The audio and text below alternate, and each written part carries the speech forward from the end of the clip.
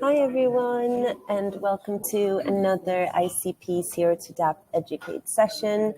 Hope you're all excited to go into week number 3. If you have any questions throughout today's session, as usual, please pop them in the questions tab so that they don't get lost in the chat. Hi Dita, how are you? Hi Clara, I'm good. You? Good. So everyone, today we are joined by Dieter. I hope I said that correctly. And if you have any questions, like I said, just pop them in the questions tab.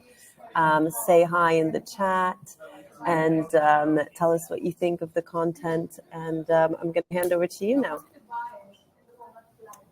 Dieter, whenever you're ready, do you want to share your screen? Yeah, I'm starting to share. 1 second. No worries. In the meantime, everyone, can you please let us know what you've thought of the sessions so far in the chat and what you've learned so far? There we go. Can you see my screen? Yes, looks great. Excellent. Then let's get started. It's very much a pleasure for me today to talk to you about Bitcoin integration and ckBTC. I'm Dieter from the DFINITY Foundation, and this is part of the ICP Zero to Dapp series of educational videos. So let's get started. The agenda I have in mind is the following. There's 4 parts. First, a quick recap of some core properties of the ICP protocol that are relevant for the further discussions. Then chain key ECDSA signing or threshold ECDSA as key building block for the Bitcoin integration, then the native Bitcoin integration itself, and then ckBTC, chain key Bitcoin, which is an application, so to say, of the native Bitcoin integration and using both chain key ECDSA signing and the native Bitcoin integration. Now let's get started. So the Internet Computer Protocol, a very quick recap of some core properties. So as you have learned in other series, most likely the Internet Computer Protocol comprises many so-called subnet blockchains or subnets, and it's a scale-out architecture, meaning that we can scale the Internet computer by adding more subnets, and it scales linearly with the number of subnets, which is very nice and second to none in the blockchain world. And now each subnet can host smart contract canisters like those entities here, and each canister is on one subnet and it's replicated on all the nodes of the given subnet. And then canisters like this canister here can call canisters on the same subnet, which has very low latency if it's happening in the same round, or it can call canisters on other subnets, which means it needs to do so-called cross-subnet communication, which takes a latency of around 6 seconds. And that's important for the application design. So overall, you can see the Internet computer as a single large scalable virtual computer. You can see it as a crypto cloud, like something that provides blockchain-like security and cloud-like scalability. So combining those 2 things very nicely. And as I said already, you need to consider now when you build the multi-chain DApps, you need to consider the latency of cross-subnet communication if you do cross-subnet calls, because this might impact the user experience or also technical experience. But otherwise, programming is like microservices architecture, just with microservices being on the blockchain. So microservices on steroids, so to say. Now, this was the very, very brief overview, because this subnet business will be relevant for some of the further things. Now, let's go to the first core building block of Bitcoin integration, which is chain key ECDSA signing. What is chain key ECDSA signing? It is a suite of protocols to realize threshold ECDSA signing, and this enables canisters to have ECDSA keys and sign with those keys. So we have a canister somewhere on some application subnet, and this canister now can have this ECDSA key here depicted with a green key, and with this key the canister can sign any sort of messages.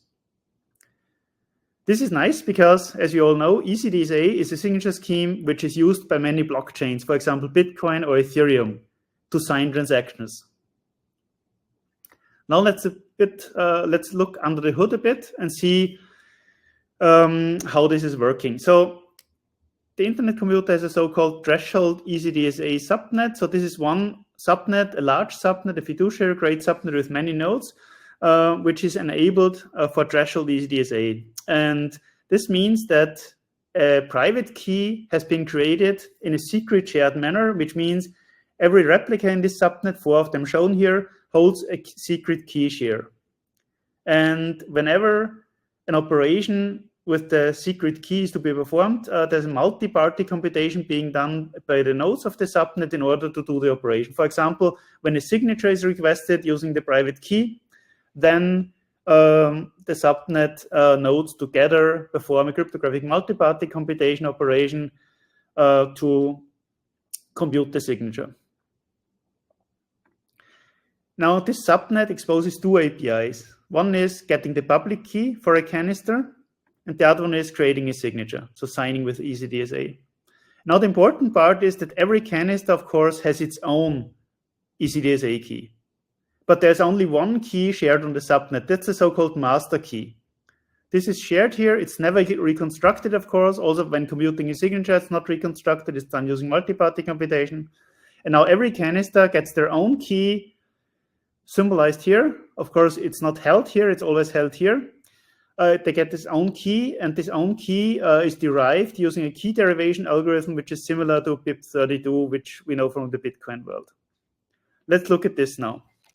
So the key I've shown in the secret shared form on the ECDSA subnet is the master key. There's only one of those. So there's actually one test key, and there's one production key. So this master key here is used to derive one key for each canister that can ever exist on the internet computer. Let's look at this key here. So this can be quadrillions of keys. Every canister has their own key. And that's a derivation being done using an extension of BIP32 key derivation. So it uses the canister ID, like this longer byte string, to derive a key for the canister. And now the canister itself can request also for further key derivation. So there's a up to 255 steps deep hierarchy here. And in each hierarchy, a canister can derive billions or trillions of many keys from each key of the previous level in the hierarchy. So we have a practically non-bounded number of keys we can use here. So a practical application case, let's say this is the key of a canister we're interested in, the root, we say the canister root key, the single one, and from this, the canister can derive one key for each customer, for example. That's why we need more keys per canister. So for example, a Bitcoin deposit key, which we will see soon why we need that. So that's how key derivation works, similar to BIP32, but an extension. Now let's look at the API in some more detail. So 2 methods are exposed, the ECDSA public key method to get a public key for a canister, and the sign with ECDSA method, which asks the ECDSA subnet to create a signature using multi-party computation from the secret shared key. And the API is accessed on the management canister, which is then routed to the ECDSA subnet, which happens transparently if you're not on the ECDSA subnet. And now the ECDSA public key method gets the following inputs. It gets a canister ID as an input for which we want to have the public key, and then a derivation path, which is optional. So if we don't provide it, we just get the root key for the canister, the first one. And then the key ID here is the master key we want to use as the key to base the derivation on. So there's either a test key currently available or one production key. So it's always the same thing here. And what comes back is the public key, which is a blob, and the so-called chain code. The chain code is the entity that's used in BIP32 key derivation that allows the canister itself to do further derivations without the API. I summarized the things I said here in the text. We don't need to go through this, that's already said, but I want to keep this here as a slide for future reference. So we don't go through all the text usually, just focus on what I'm talking about. And this is for your future reference to have the things available on the slides in the future. So the second method, sign with ECDSA, creates a signature on a message hash, which is a 32-byte hash of the message you want to have signed. Again, it takes the derivation path to determine which of the canisters many keys you want to use. And then again, the key ID of the master key that you want to use, like either the test key currently or the single production master key. And what you get back is a signature, which is the ECDSA R and S value concatenated together and expressed as a blob. And that's it already. So that's the API. Maybe one thing, how you specify key IDs. So that's actually always a tuple or pair comprising the curve. Like we have currently only the ckB256K1 implemented, and then an identifier for the key. So as I said, there is a test key 1 and a key 1. That's a production key. So those two keys here exist currently on the internet computer and can be referred to. So that's it from the API perspective. Actually a very simple API, but you need to, of course, know the representations in order to of the objects to work with them. So now what does all of this allow us? So any canister on the internet computer now can have as many ECDSA keys as it wants. And with these ECDSA keys, so it can have the public key, and it can request signatures with the corresponding private key from the ECDSA subnet. Now it can sign Bitcoin transactions. It can sign transactions on the Ethereum network, like sending Ether around, sending USDC around, or doing whatever you want on other networks that support the ECDSA scheme to sign transactions. So that's a very powerful means, and this is the basic building block for the trustless integration with other networks, and in this case, for this talk, for the integration with the Bitcoin network. So this was now the first building block, and now let's come to the native Bitcoin integration. So the native Bitcoin integration is now really talking about how the Bitcoin network and the internet computer integrate with each other at the protocol level. I'll explain this at a higher conceptual level and give you some details about the API. So in one sentence, what's the native Bitcoin integration? It is a bridgeless integration of the internet computer with the Bitcoin network to bring smart contracts to Bitcoin. And it uses the chain key ECDSA signing mechanism that I just explained as one core building block. So now let's take a step back and look at the basics of the Bitcoin network. So the Bitcoin network works, so it uses the UTXO-based accounting model. UTXO stands for unspent transaction output. They are represented here in this figure with those entities here. So this is an unspent transaction output that's owned by Alice.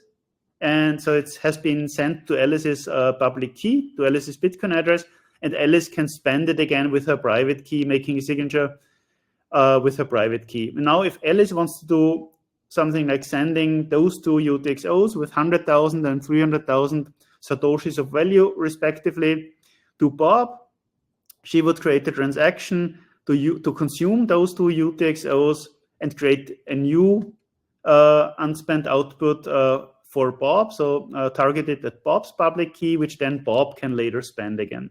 And that's how UTXOs are produced, like here, and consumed, like the input to the transaction in the Bitcoin blockchain. So now that's what we want to achieve. Let's look at it in a bit more detail. So Alice now wants to do this transaction and send the value of those two UTXOs over to Bob. So she now crafts a transaction here, which has transaction inputs and transaction outputs. Let's keep it simple. Let's use those two inputs here. So what transaction input is, it essentially is a reference to a transaction where an output has been created that is owned by Alice. So Alice is represented through this blue key here. So this is this blue colored UTXO. So this transaction here, somebody has sent, and this transaction creates this out point here, this output.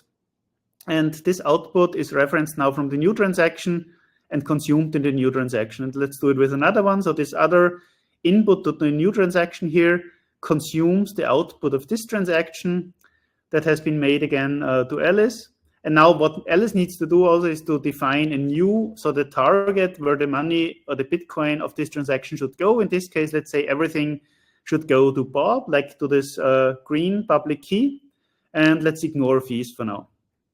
Let's keep it simple. So the main thing now that Alice, after putting together this syntactically correct transaction, Alice needs to authenticate that she is indeed the owner of those UTXOs, and she does this by signing them with her private key here. And now the transaction is ready for submission, if it's correctly formed. So Alice would submit it to the Bitcoin network, and if the fees are set correctly, then the transaction would eventually get mined, depending on the fees, quicker or less quickly. Let's say it gets mined at some point, which means it goes on top of the current blockchain of the Bitcoin network. So it's now here at the tip of the chain, and every 10 minutes roughly, or on average, a new block is mined on the Bitcoin network. And now once a couple of blocks are mined on top, typically people say they want 6 confirmations, which means first confirmation is the block that contains the transaction, and then 5 on top. And those 6 confirmations are sufficient to say this transaction is sufficiently settled and sufficiently final in order to be considered final in practice. And now Bob can spend again the UTXOs he has received and send them to somebody else, or keep them and wait for a value increase of the Bitcoin token. So that's how roughly Bitcoin works. Now, let me talk about how the Bitcoin integration works. Here on the left side is the Bitcoin network, 3 nodes of it displayed. Here on the right is one subnet of the internet computer. It's a system subnet. It's what we call now the Bitcoin subnet. And what's special about it is that this Bitcoin subnet has been enabled in a way that every replica runs a so-called Bitcoin adapter, those items here. And this Bitcoin adapter connects like a Bitcoin client to the Bitcoin network randomly.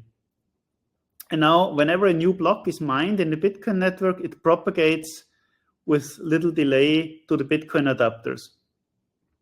And then the first Bitcoin adapter that has a new block and that becomes a block maker in the Internet Computer Protocol in this subnet submits the block to the Bitcoin canister here at the execution layer.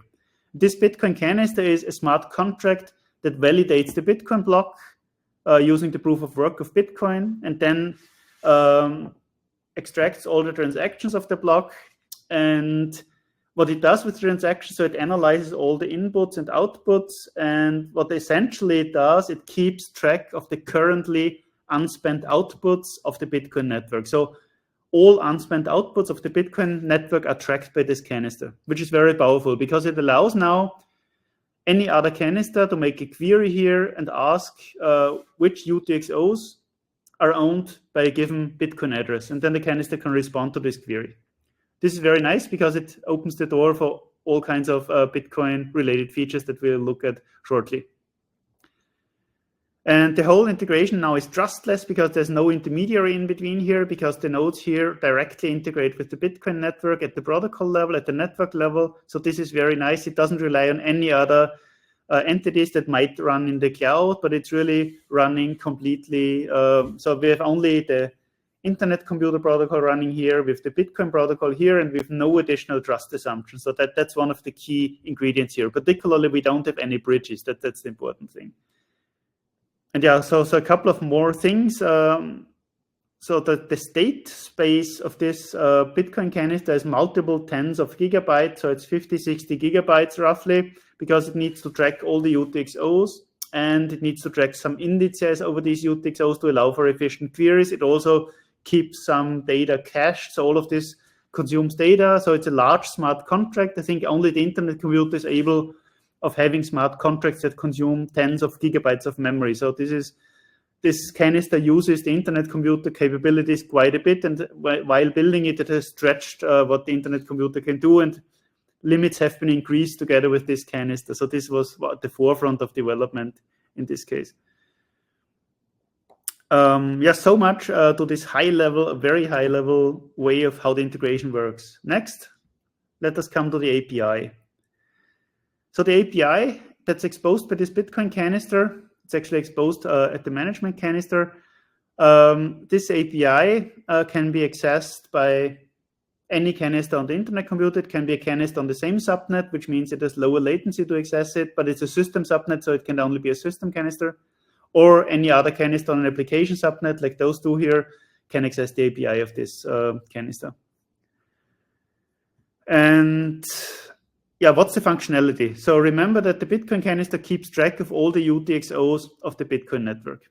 Now the functionality is actually very simple. So it allows any canister to retrieve some key information about the current Bitcoin network state. So one thing it can serve is the balance of a Bitcoin address. That's a convenience function because the balance is derived from the UTXOs. Then, of course, it can query the UTXOs held by a given Bitcoin address. And it can also query the recent fee percentile. So the fees that have been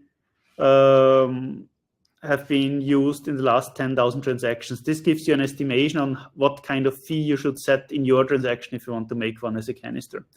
Now, some of the data types that are defined is the Satoshi, which is just a whole positive number, not 64.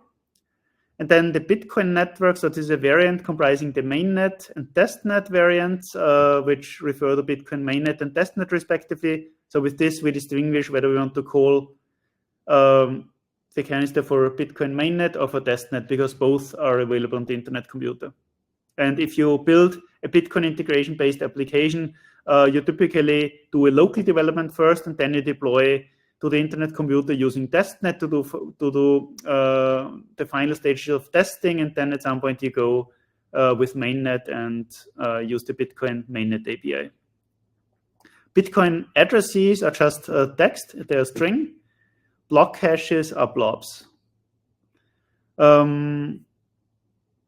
Noteworthy is also that all major address types of Bitcoin are supported. So pay to public key hash, script hash, witness public key hash, witness script hash, and pay to taproot. So this is powerful and captures essentially every use case that's relevant. What's important is, as a general design principle, that most of the methods are available as both an update call and a query call, and the canister can then, depending on the use case, decide whether it wants the more performant and cheaper in terms of cyclic query call, or whether it wants to make an update call in order to get a replicated response, which is more secure, of course.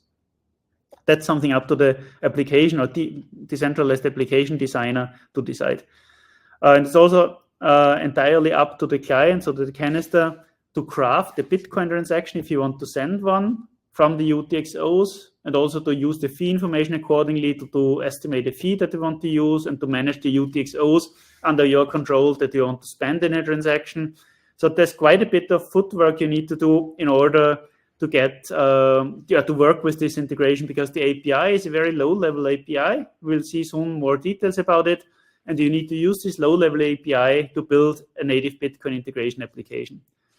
And yeah, the whole API is exposed on the management canister with this principle here. So now let's have a more in-depth look at the Bitcoin API. So it has a couple of functions. It's actually not many. And now let me go through them in a bit more detail. So the first one, Bitcoin get UTXOs. So this method is available both as an update call here and as a query call. Choose the one you want for your use case. And it gets a get UTXOs request as an input and returns a get UTXOs response. So the request contains 3 elements. One is the Bitcoin address you want to query. You want to get the UTXOs for. The next one is the network, so whether it's Bitcoin mainnet or testnet you want to query. And the third one is a filter. So it contains your specification of how many confirmations, the min confirmations you want to have for the UTXOs to be considered in the response. So typically, if you want to spend the UTXO, you would want 6 confirmations. So then you get only served UTXOs that have at least 6 confirmations.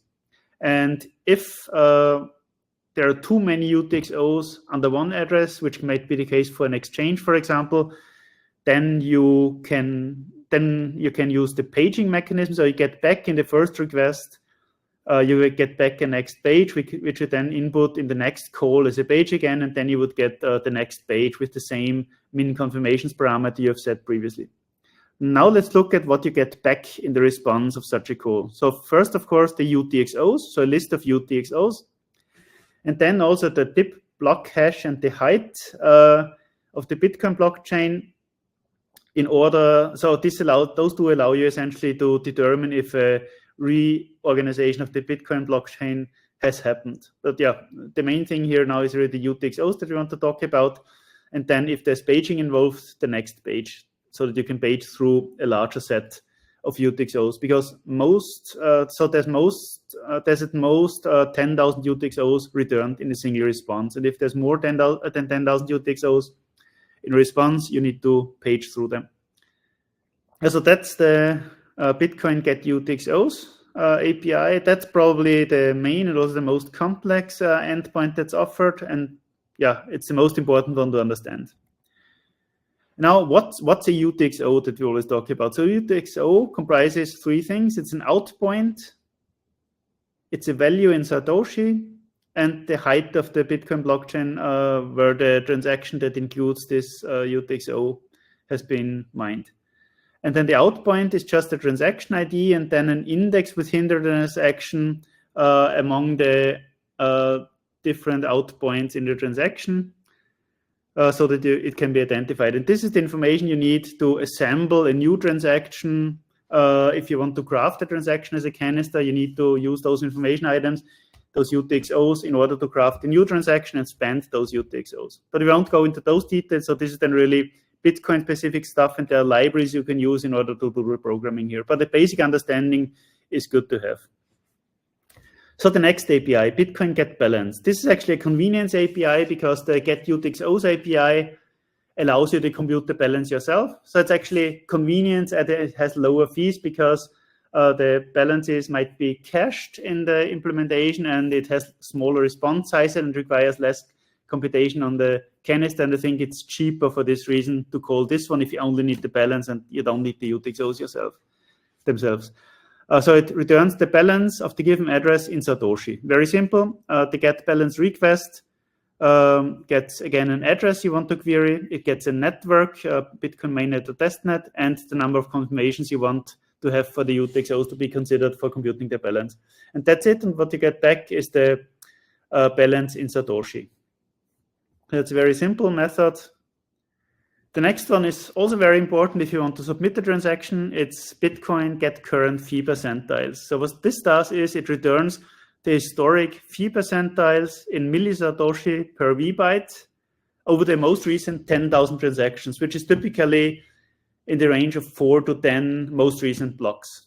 And with this information, you have a probability, you have essentially a distribution over what the fees were in the last 10,000 transactions.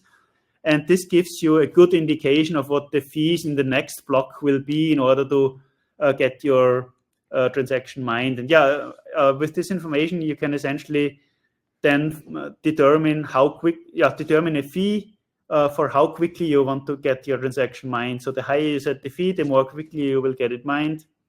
And this is something you need to have a bit of an understanding of the Bitcoin network in order to use, but it's not difficult. So there's some heuristics you can use in order to get your transaction mined within reasonable time. Importantly, this method determines the fee percentiles only based on the historic transaction fees of the last 10,000 transactions. It does not consider the mempool of the Bitcoin network. So this is a difference to how Bitcoin clients determine the Bitcoin fee, because those have access to the mempool and also consider transactions in the mempool. Under normal Bitcoin network conditions, this doesn't make a big difference. Under extreme conditions, it might be a noticeable difference. So then you would need to have a more aggressive, need to set a more aggressive fee in order to have a good chance of getting a transaction mined. So much to the fee estimation. Finally, let's talk about the Bitcoin send transaction API. So this is just an update call. And what you provide is the transaction that you have crafted. It's a binary blob comprising the Bitcoin transaction, and then the network like Bitcoin mainnet or testwork to which you want to submit it. And yeah, the canister is completely responsible to assemble the transaction, as I already said. So it needs to typically use threshold ECDSA to sign the transaction, manage the UTXO itself, so query the Bitcoin canister for UTXOs of the addresses it controls, and then selecting a proper set of UTXOs that it wants to use for a given transaction, and then sign those UTXOs with the corresponding key, and then submit the transaction using this API. And what the system does, once it receives a transaction to be submitted, it checks whether the transaction is well formed. It checks whether the transaction only consumes unspent outputs in the current longest Bitcoin chain, so that it doesn't refer to outputs that have already spent on this chain, because then the transaction would be rejected on the Bitcoin network. And also checks that the fee is greater than 0, but it doesn't check whether the fee is reasonable. So you need to take care yourself of the fee being reasonable.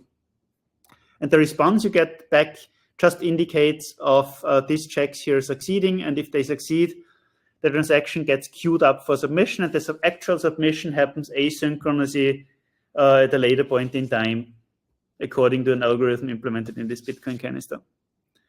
So that's roughly how the Bitcoin Send Transaction API works. Next, let's put everything together and see how a canister uses all the functionalities we have seen so far. Like, let's have the canister here on the left side, then let's have a threshold ECDSA subnet here, and let's have the Bitcoin subnet here. And let's have the Bitcoin network itself here. And now let's look at how the whole thing falls into place. So the canister will need, if it wants to do something with Bitcoin, will need a Bitcoin public key. So for this, it creates, or it queries the threshold ECDSA subnet for its ECDSA public key. This can be any key under any derivation path controlled by this canister. So any key derived from the root key of this canister. Let's say we have one key now.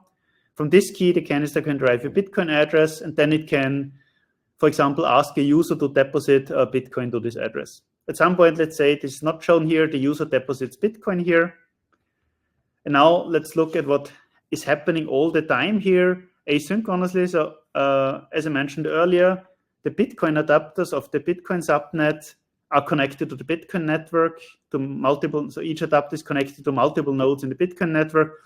And whenever a new block in the Bitcoin network is mined, it propagates quickly to the adapters here on the Bitcoin subnet. And the first adapter that is a block maker and has seen a new block submits it through consensus to the Bitcoin canister. So let's say a block comes in to this adapter, and then it gets submitted to the Bitcoin canister. And then the Bitcoin canister processes the block and keeps track of the current unspent transaction output set. That's its main purpose. There's lots of complexity behind this, which I won't explain, but the main purpose is to keep track of the current unspent transaction output set. And now the canister here can make a query for its Bitcoin address derived from its public key to get the UTXOs of its Bitcoin address. Let's say it gets 3 UTXOs with that because they've been transferred by some user. It can also query the fee percentiles that occur of the last 10,000 transactions on the Bitcoin network. And using this information, it can assemble a Bitcoin transaction to somebody else. Let's say it wants to make a transaction to some user. So what it does is it takes unspent transaction outputs. Let's say it takes 2 of the 3 outputs here that it owns, and that's define a new output that will be created by this transaction, and those 2 will be consumed. What it then needs to do, it needs to sign these UTXOs, so request a signature from the threshold ECDSA subnet. What happens now is that the threshold ECDSA subnet makes a cryptographic multi-party computation to create a signature on this UTXO here, and another one on the other UTXO, and the signatures are received by the canister, and then the canister can put the signatures into the transaction and then have a valid Bitcoin transaction put together. And now this Bitcoin transaction can be submitted using the Submit Bitcoin Transaction API to the Bitcoin canister. Then the Bitcoin canister pushes it down the IC protocol stack. It reaches all the adapters in the subnet, so these Bitcoin adapters, and then the Bitcoin adapters submit the transaction to all the connected Bitcoin nodes. So the transaction gets very deeply submitted in the Bitcoin network very quickly because of many nodes being connected.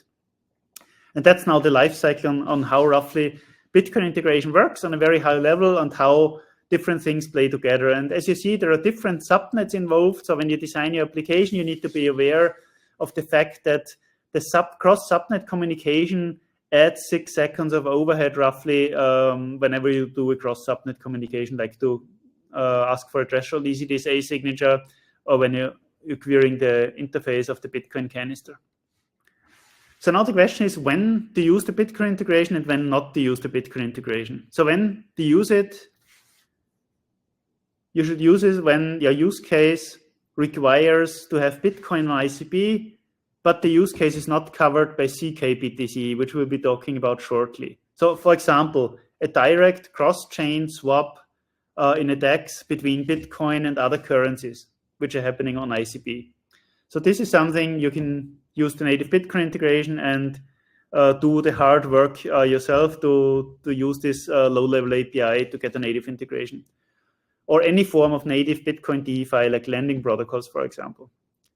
Or Bitcoin smart contracts, a very general case. So, but what this whole integration does, it enables Bitcoin to have smart contracts. The smart contracts are implemented on ICP because IC canisters can control Bitcoin, and now through this, Bitcoin essentially receives smart contracts. So any use case where you benefit from Bitcoin smart contracts can benefit from this native integration. That's when you use it. There's a very broad spectrum of use cases potentially, which you can handle with this native Bitcoin integration. Now, there are also many cases when it's not advisable to use the native Bitcoin integration, and those are exactly the use cases that are already covered with the ckBTC that I will talk about shortly. ckBTC is essentially a twin token of Bitcoin on ICP. This has already been implemented by the DFINITY Foundation. So it's Bitcoin on ICP, and it allows for payments with Bitcoin on ICP. It allows for micropayments because fees are extremely low. Latency is low. It's 2 seconds to finality compared to 10 minutes on Bitcoin, or even an hour if you wait for 6 transactions. And yeah, another use case like DEXs on ICP that trade ICP hosted assets. So then you can trade the ckBTC token against other tokens without doing the native integration with Bitcoin yourself. So whenever you can do that, do this, because it's much easier to use. And if you can't, and if you need Bitcoin on ICP in a native way, then you use the native integration that I just explained.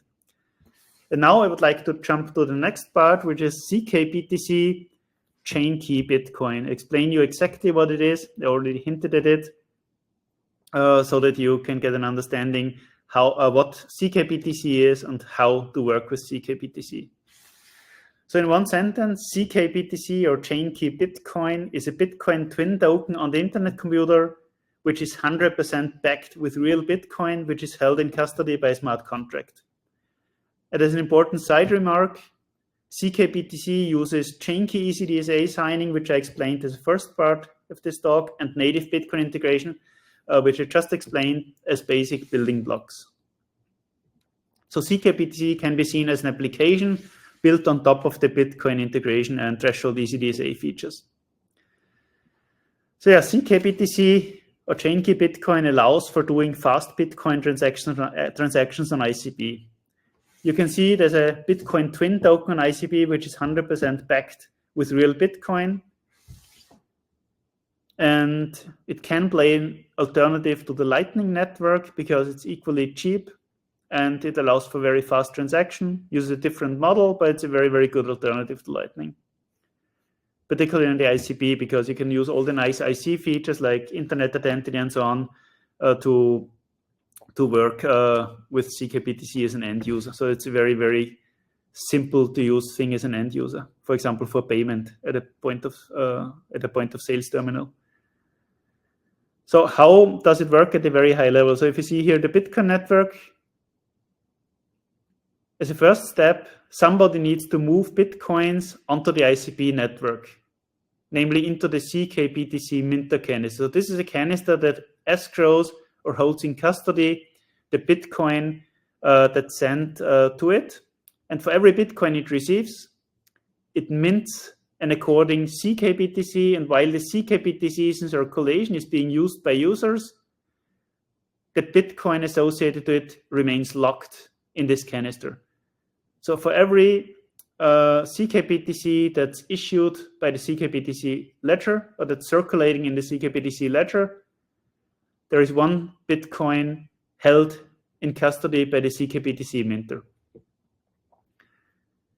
And now if a user gets some Bitcoin into the ckBTC minter, they can request ckBTC to be minted, and then the user can use the ckBTC to transfer it to other users, to transfer it to canisters. So then the ckBTC is in circulation. And It's very easy to use because the ckBTC ledger that's responsible for using is an ICRC 123 compliant token ledger. And now there's a third step, so which is moving Bitcoins off of the ICP network again. So this uses the native Bitcoin integration and chain key ECDSA signing. But of course, you don't need to move it off. So once it's on, once Bitcoin is on the ICP and ckBTC is circulating, there's no need to move it off if liquidity is required. But everybody who holds ckBTC, they have the right to move it to essentially get back the underlying Bitcoin and move it back to some Bitcoin address on the Bitcoin network whenever you want. And typically, it's the case that probably the end users who will use and pay with ckBTC, they won't even be the people to put the real Bitcoin in, but this will be other people. And most people would just buy the ckBTC at an exchange, for example, and then use it on ICP.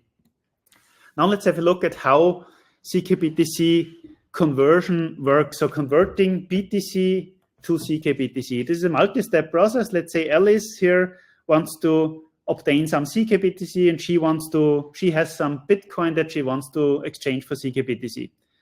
As a first step, she would call a minter function here called getBTCaddress. So this gives her a deposit address that's derived from her principal and the sub-account provided here. And what she gets back is a BTC address. And this BTC address she uses to transfer in step 2 here Bitcoin on the Bitcoin network too. So she now initiates a Bitcoin transfer with some Bitcoin to this BTC address she received. Now this needs to be now confirmed a couple of times. So we currently have 12 confirmations required before the minter will do anything with the received Bitcoin. So Alice would typically wait now for at least 12 transactions, which is 2 hours on the Bitcoin network. And after this time has elapsed, she can initiate step 3 here and call the update balance method on the ckBTC minter. What that does is it instructs the minter to check using the native Bitcoin integration whether the Bitcoin address defined through the principal and sub account has received UTXOs. And if so, the minter checks whether there's enough confirmations on those UTXOs, like at least 12. And if yes, it performs a KYT check, so a know your transaction check on this UTXO with some external entities. And if this check doesn't yield a problem, like if it's not flagged as an illegal or improper activity, like money laundering, for example, then this UTXO is used to mint an according amount minus fees, minus KYT fees of ckBTC by the minter here calling a minting function on the ckBTC ledger, which creates ckBTC or mints ckBTC in an according amount of what the UTXO the minter has received is minus the KYT fees.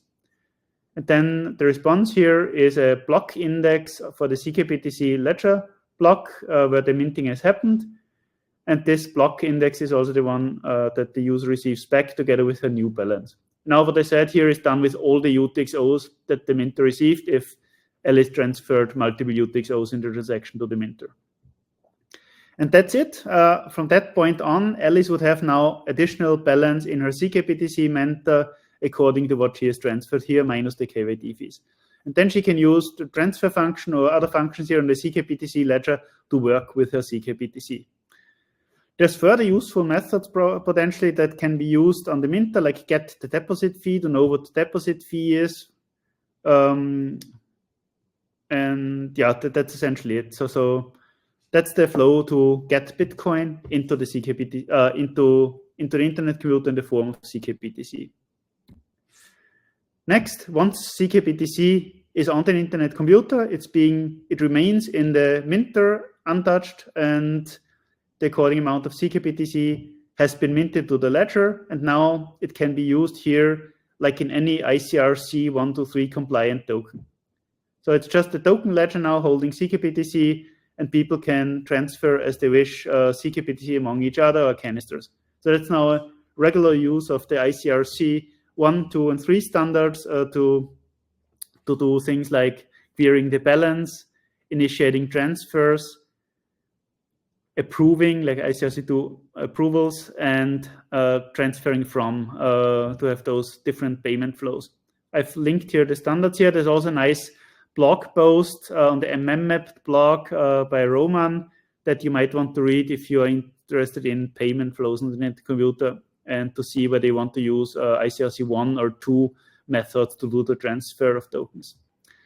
So this is the easy part because it's how you do token transfers in general on the internet computer, but that's also the good part because transfers take 2 seconds to be final. Transfers cost a fraction of a cent. It's very cheap, so it's really nice to make Bitcoin transfers on ICP so cheap. And now at some point, someone who holds ckBTC might want to offboard the ckBTC and exchange it essentially to Bitcoin. How does that work? So let's say Alice wants to get some of her Bitcoin back because she wants to do something else with the Bitcoin, doesn't need the ckBTC anymore, or some other user. So it can be, of course, a different user than the one who put BTC in. So any user who holds ckBTC can perform this process. Now, as an example, let's do it again with Alice. So Alice would call the ICRC2 approve method on the ckBTC ledger and approve the ckBTC minter, so this minter canister here, with the amount of Bitcoin that she wants to get back, or the amount of ckBTC that she wants to exchange into Bitcoin.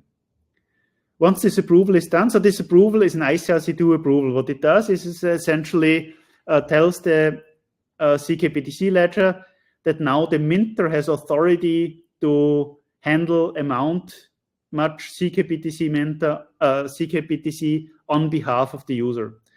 And now, when Alice calls now in step 2 here, retrieve BTC with approval with the amount that might be also a small amount than approved, and some BTC address to which she wants the Bitcoin to be sent, then the ckBTC minter would do the following. So it would burn the amount of ckBTC that Alice wants to move out.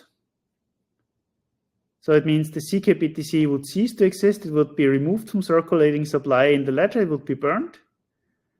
Then there would be a KYT check on the legitimacy of the address, of this Bitcoin address to which Alice wants to have the Bitcoin sent. So this is again using external KYT services to check for addresses, whether they are involved in money laundering or other criminal activities to prevent problems in the legal domain. And if this is successful, what will happen is that the minter will put a Bitcoin transfer request, a Bitcoin transfer to this BTC address with the according amount minus the KYT fees and transfer fees to the user provided address in a queue, and this will later be executed asynchronously. What the user receives, this already typically before this transaction is executed, is a message back with the new balance she has and the block index here that burned the ckBTC. And later, the user can call the retrieve BTC status with this block index received back here to see what the status of the Bitcoin transfer that has been queued up here is, because it might take a couple of minutes until this transfer gets actually executed on the Bitcoin network, or at least sent to the Bitcoin network, and then execution might take another couple of minutes depending on how the fees are set.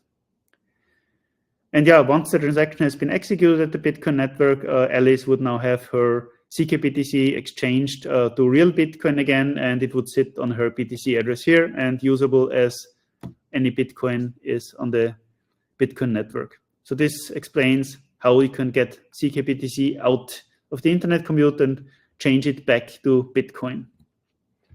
So that was the overview of how ckBTC works. And now let's talk about some use cases. So as I said already, ckBTC has very low fees, fast finality, like 2-second finality, and a high throughput. And this makes ckBTC exciting for a couple of use cases, like, for example, payments. You can do fast, low-fee Bitcoin payments, and it's really a good alternative to the Lightning Network. It's integrated in all the infrastructure of the internet computer, like internet identity. So you can have a payment app that can use internet identity to authenticate very conveniently for the user and make a quick payment like you do with Web 2 payment systems. So you can get very great user experience for your Bitcoin payment. You can send crypto and chat messages, for example, as possibly an open chat So there are many possibilities what you can do here.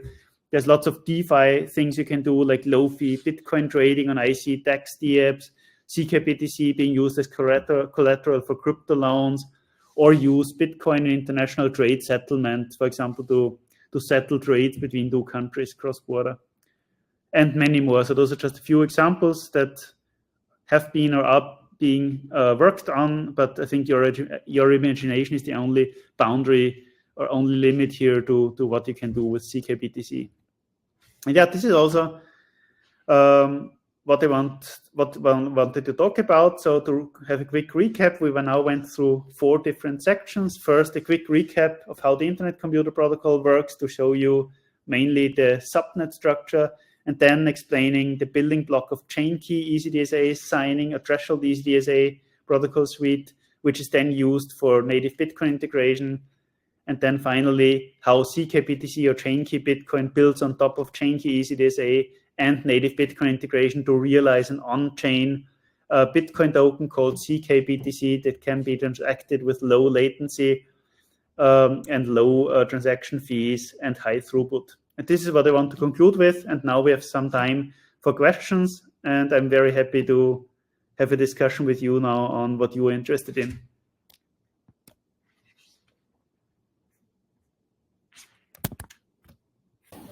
So yeah, I think if you go to the questions tab, there's a bunch of questions that people have put in there throughout. If you want to start with those, maybe. Yes.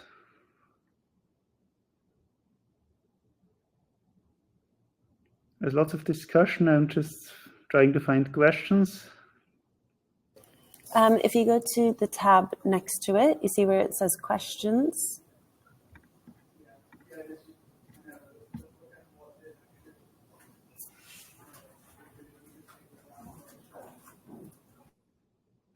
So can I be able to access the previous recording, especially getting data from off-chain? Okay, this is regarding that has been answered. Is there any limitation or how many cycles are consumed if there are millions of UTXOs to build a transaction? So building a transaction means you need to do, so if you have millions of UTXOs in a signature, you would run in a transaction that you want to build, you have a problem because you would run into the 2 megabyte message size limit.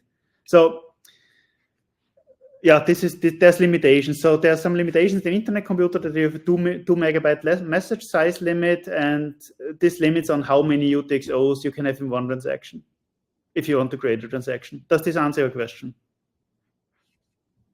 Another question, if there is a delay, then would that mean occasional transaction failure from ICP to Bitcoin? So depending on how quickly the fees change in the Bitcoin network, it can happen that your Bitcoin transaction fails. So that's why you need to do the fee estimation. And depending on how important it is for you to get transaction in time, you should set the fee more or less aggressively. And there's also the option that you resubmit the transaction with different fee, for example. So yeah, this goes very deeply into how you do Bitcoin transactions, and the main limitation here is that the main points here are that you need to consider the current fees using this API, and if you then aggressively set your fee, you have a very, very good chance to get transaction in time.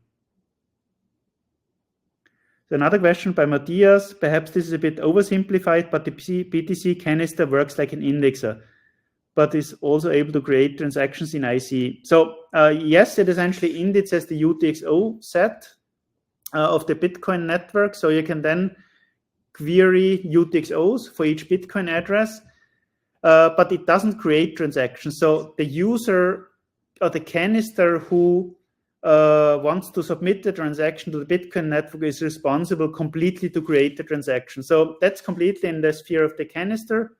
What the API provides is the interface to query the balance, to query the UTXO set, and to submit transactions. And of course, the threshold ECDSA provides functionality to create threshold signatures. So using those two building blocks, the canister is responsible to build up a transaction, and then to submit the transaction. A canister is responsible to set the fee properly.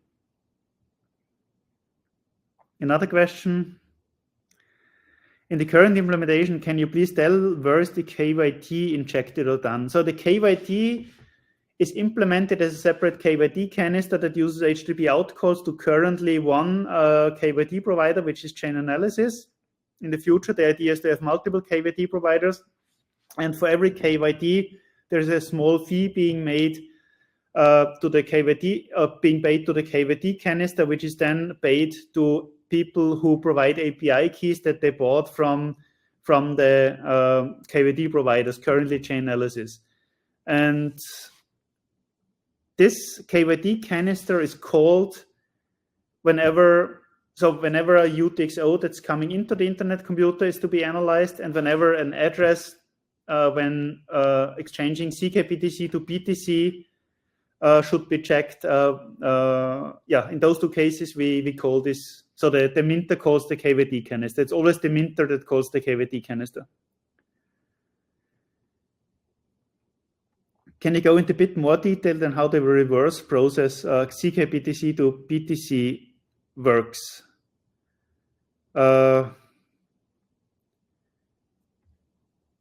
So at the high level, I think I explained it, so it's not clear what's unclear.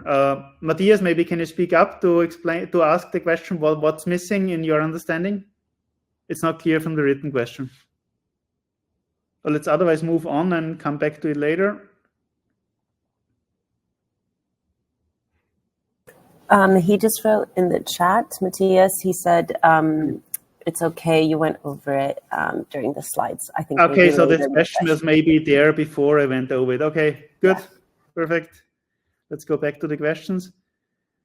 Is there a plan in the future to support Schnorr signature on ICP to allow pay to taproot signatures and so Bitcoin ordinals? Good question. It's a hot discussion. It's a hot discussion between in the community and in the foundation, and as far as I know, if I haven't missed anything, it's still to be decided. So Schnorr is a hot topic and is one of the high priority potential next things to be implemented. So Schnorr is one, and there's a couple of other things like wet keys. So those compete for engineering resources, and it's not clear, according to my knowledge yet, what will be the thing that the crypto team will implement next, but it is something that might show up on the roadmap sooner or later. And ordinals are clearly the driver. Yeah. Very good question. A question from Brady. Let's say an account converts one BTC to ckBTC, then does a bunch of DeFi trades within the IC ecosystem and ends up with 1.2 ckBTC. Yeah, then those ckBTC have come from other people. So every ckBTC in the ckBTC ledger has a corresponding backing Bitcoin in the minter. So you cannot create ckBTC out of thin air, if that answers the question. So essentially, if this happens, you made good trades in the DeFi ecosystem, other people made bad trades and lost some ckBTC and you won, fine, you can then check out 1.2 Bitcoin if you want to, and someone else lost 0.2.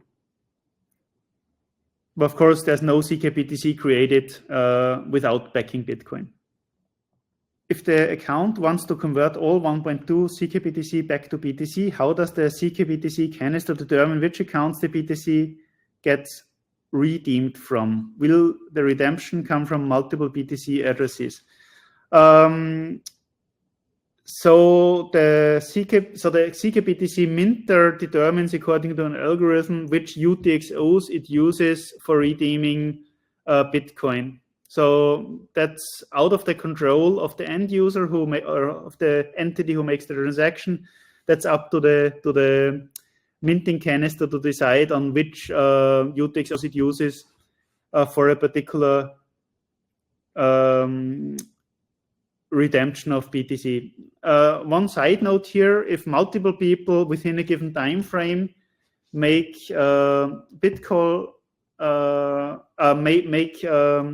requests to transfer ckBTC to BTC, then it may be that multiple of those requests are batched together in a single Bitcoin transaction to reduce fees for everybody. That's a technical detail also. So it took a question from Zohaib. It took 10 minutes to get one confirmation. What happens if a transaction from a canister to the Bitcoin network fails after getting the transaction ID? Yeah, so I mean, if a transaction fails, like it has too low fees, you could, for example, try a resubmission with a higher fee. So there's a mechanism in Bitcoin to support that. And it can also happen that the transaction never gets mined and everybody forgets about it at some point. That happens if you don't have enough fees, for example. That would be the main cause if you otherwise syntactically produce it correctly. Next question by guest. How are the trustless properties of ckBTC being communicated to end users, making it clear this is not wrapped Bitcoin? Yeah, so making this clear is by not calling it wrapped Bitcoin. So as you might recall, I never called it wrapped Bitcoin in the talk because wrapping for many people refers to bridges, and this is a bridgeless architecture. That's why we call it ckBTC, and we call it a twin token of Bitcoin residing on ICP. Can you elaborate more on KYC checking? So I think I did in a previous question. Can we have a copy of the slides? Yes, Clara, will you distribute the slide copy also? Great. Yes, so yeah, if you just send that to me, it will be included in the YouTube description as well as in the Discord post with the video recording. Then the question by David, there was mention of microservices features for groups of canisters. Is it useful to think about groups of the containers like a Kubernetes cluster? If so, could you talk about recommended area of focus for such a project? Thank you. So microservices, yeah, I would say at the high level, you can see the internet computer as an orchestration platform or a platform where you can run your microservices on. Of course, it currently doesn't have all the power that Kubernetes has for microservices, but that's where it could go closer to in the future. But I think microservices are really a good metaphor to use for people who know this concept in the Web 2 world, because you can see DApps on the internet computer as microservices on steroids, because microservices on the blockchain essentially. And also microservices communicate oftentimes with an asynchronous communication architecture. That's also very similar to what canisters on the internet computer do. So that's why I use this analogon. Armando, could you transfer to ckBTC and then back to BTC be used as a fashion of the NATO cache? When you can try, sure, you can do whatever you want with the transfer. So you can try to do something like this, but then if you do it for illegal activity, thanks to the KYT, you might get UTXOs flagged. Then Matthias asks, with no mempool access, is it safe to say that ckBTC is not subject to MEV or front running when used in a DEX?